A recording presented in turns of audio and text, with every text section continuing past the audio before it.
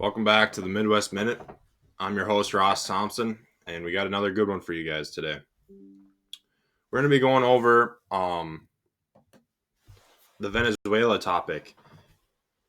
You may seen in the news these boats, these drug boats that keep getting shot down in international waters.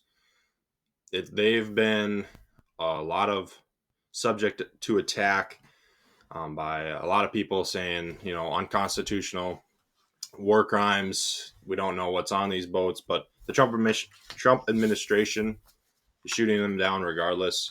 They've shot a couple down. They killed dozens of people in these strikes from Venezuela that are, allegedly running these drug and narcotics. And the way they can do this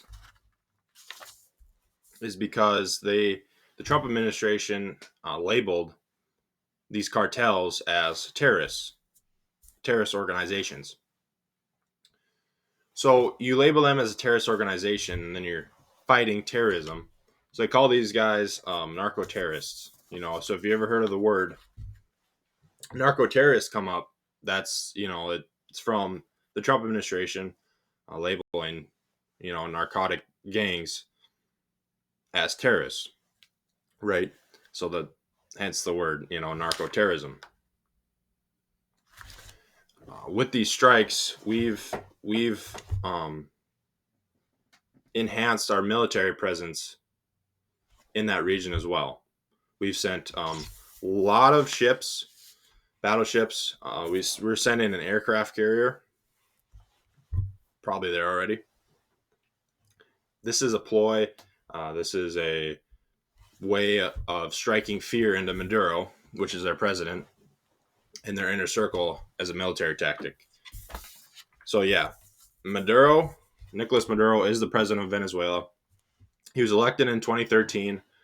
They just had a re-election here back in 2024. And he said his side has claimed to have won that election.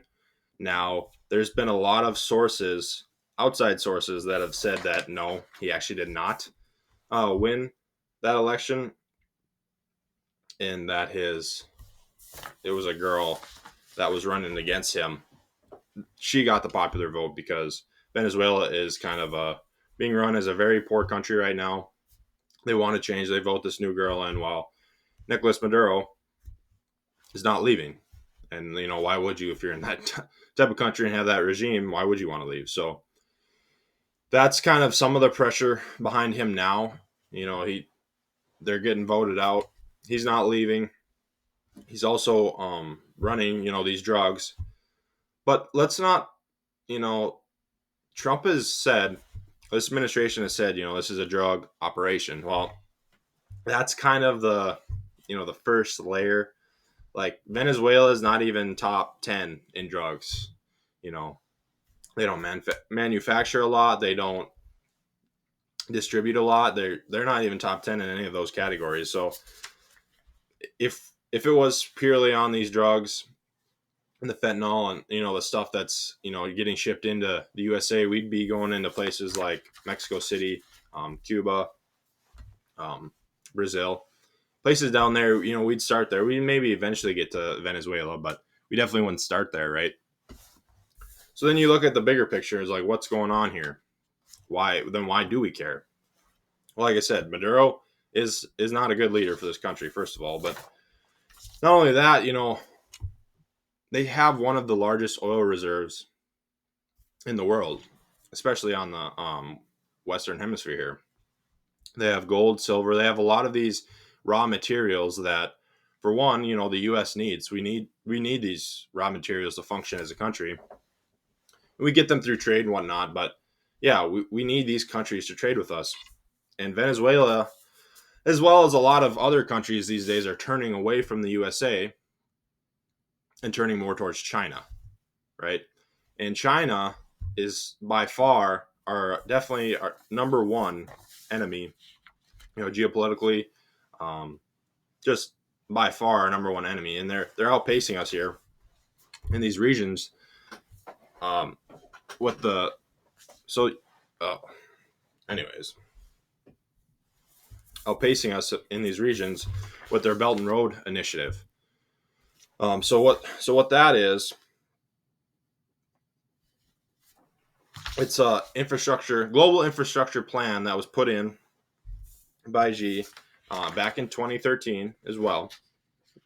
And the goal was to invest in over 150 countries, and like I said, give them infrastructure.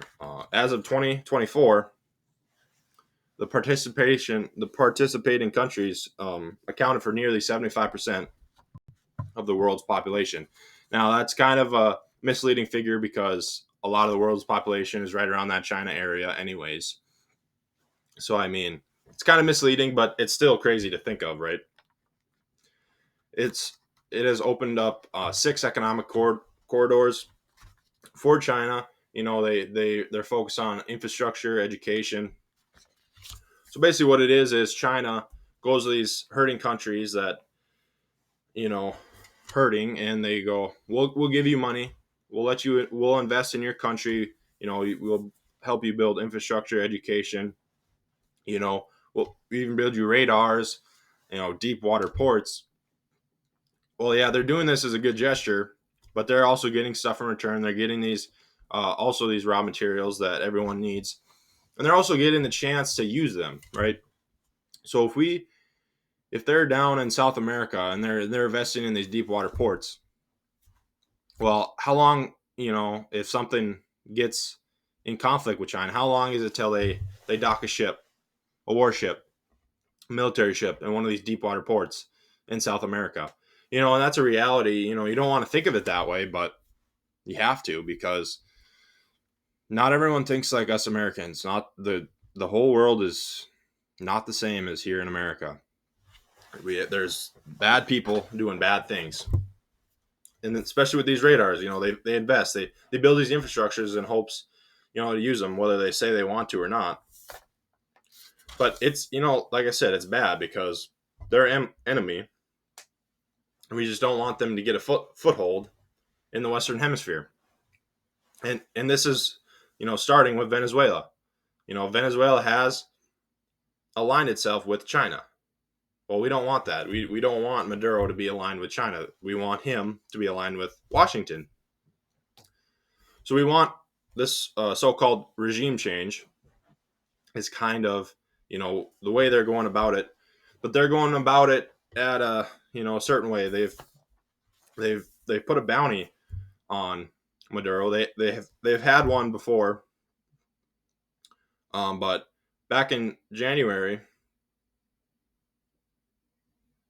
no, actually a couple months ago, they just bumped it up to 50 million. Back in January, it was 25 million for his arrest, killing, kind of whatever. For him to be out of there, 50 million, that's what it is now. Well, as we've seen, none of his inner circle has budged. He's built a tight knit circle. Any of the defectors have already been, put out. So we've been doing stuff. The CIA has been activated in the country too. Trump has announced, and that's getting, pretty risky. You never like regime change, but you can make the case for it, whether you're for or against it. And a lot of thing is you see these people like, why are we putting money into Ukraine and Russia or doing stuff in Iran? And you could make that case as, this is the same, pointless foreign war. Why are we backing this? Why are we doing this? Well, this is completely different, like night and day, because this is in our side of the hemisphere. This is our Western hemisphere. This is what the Monroe, doctrine said. We control this side of the earth. I mean, it's true. We're the global power. We control this side of the earth. So we want to shore up this side because, God forbid we get in a war, we are protected by the waters.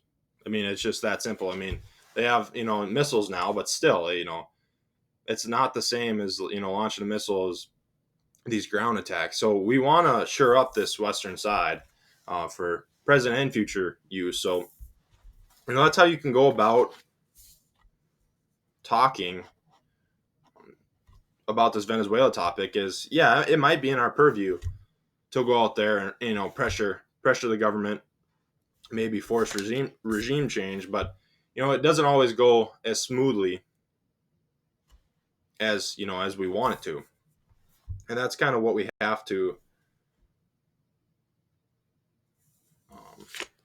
have to go about. And when we look at it this way, so we look at it as like we were trying to get rid of China's Belt and Road Initiative, and Trump just announced, last week. Uh, we can look at it here from Fox, but um, on Monday, or he didn't announce this, but he defended um, his administration's plan to offer 600,000 visas to Chinese students, a move that has drawn criticism from within conservative circles. Fox News' Laura Ingraham pressed Donald Trump during the interview, questioning how the proposal was pro-MAGA if it crowded out spots for American students and whether universities were getting rich from Chinese money. Trump argued that foreign students, particularly from China, are vital to keeping the U.S. universities financially stable, adding that cutting the number of Chinese students in half would cripple the system.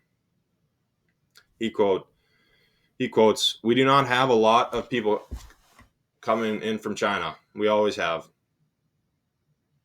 Or we do have a lot. China and other countries. We also have a massive system of colleges and universities. If we were to cut that in half, which perhaps makes some people happy, highlight the some people happy there, you would have half the colleges in the United States will go out of business," he said. And that's kind of a sick statement to say, in my opinion, because when he goes and he says, cutting that in half would make some people happy. Well, who are them some people? That's his voters, right? That's his base. That's that's kind of why we elected him, to get this stuff chopped up. So it's kind of disgusting to see these 600,000 Chinese students coming in, and what do? They spy on us. They take our jobs. They take our IP. They do all these things against us, and we just invite them in. And if and he says, if we get rid of them, it might cripple the university system. Well, maybe it needs to cripple. If that's what's holding it up, maybe it does need to cripple, because that's kind of just sad to see. But we'll see how that goes between that and the H-1B visas. With more of them coming in, but just not really we're trying to get rid of it on one hand, but then we bring in all these Chinese students on the other. So it's kind of like, what are we doing here? But and it's on this Venezuela thing. It's ongoing. It's going to last a little bit longer. Venezuela has been mobilizing their military now in response. They've been pleading to Iran, Russia, China, trying to get these countries to help themselves or help Venezuela. So it could escalate into something, but it might not. And we're doing these flyovers with our big planes and military exercises out there too. So it could get dicey. It might not either. It's something to watch, something to go on, and don't get fooled saying it's about the drugs, because it really isn't. They say all these people say they care about the drugs, but I don't know. But it's not really about that. It's more deeper than that. It's about China's influence. It's about our influence. It's about getting Maduro out of there. So yeah, I don't know. That's kind of what I got on that. It wasn't nothing too deep, but kind of just getting a footing in there. But yeah, just like and subscribe, leave a comment. The good stuff. Email me at midwestminute@outlook.com. Any other ideas that you'd like me to cover, talk about, hear opinions, questions, email me, comment down below. You can text me, if you know me personally,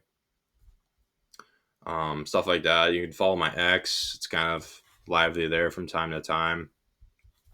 Same thing at Midwest Minute.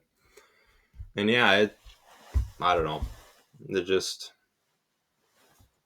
yeah, this China student thing kind of shakes me to my core. But what do you do? I guess. All right, stay curious.